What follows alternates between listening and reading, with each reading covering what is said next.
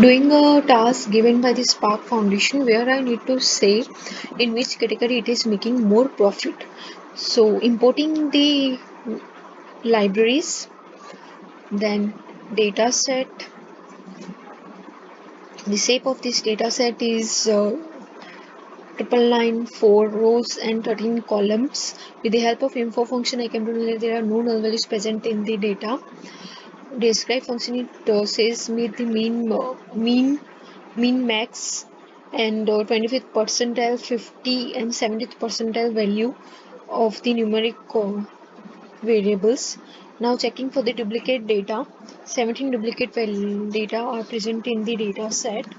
So removing all these duplicates, then left with the 9994 rows and 13 columns, as postal code is not required, so removing this variable, then left with the 12 variables.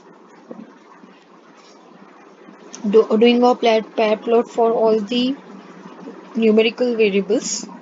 So like sales, quantity, discount and profit, where I cannot see any insightful knowledge. So plotting the correlation graph with the help of heat map function, where which I can say that if it is giving me greater than 0.75 and less than minus 0.75, then I can remove that one of the variable from that data set. So here none of it is giving me greater than and less than 0.75, less than minus 0.75. So there is not highly positive or highly negative correlation between the metrics, between the variables, Now plotting a pie chart for the categorical variable, and here I came to know that there is maximum sale for the office supply. Then plotting a bar plot for the categorical variable only, and which says me blue says me the profit and orange says me the sales.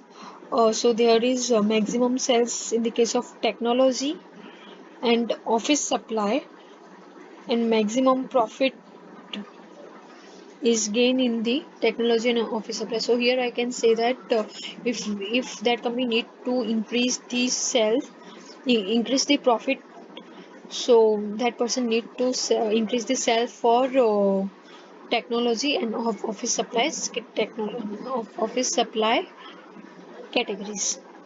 Now plotting the same graph in a different way, where red denotes said where red color says me the profit part and blue color says me the sell.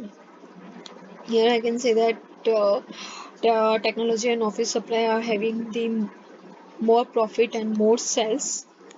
Now checking for the subcategory versus sales and profit.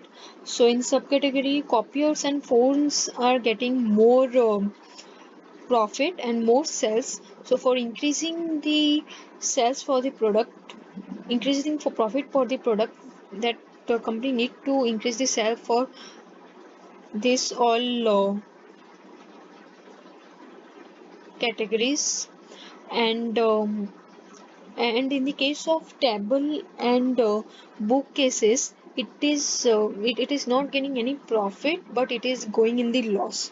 So if we decrease this sell, if that company decrease this sell, then there might be an improvement. Displaying the same graph in a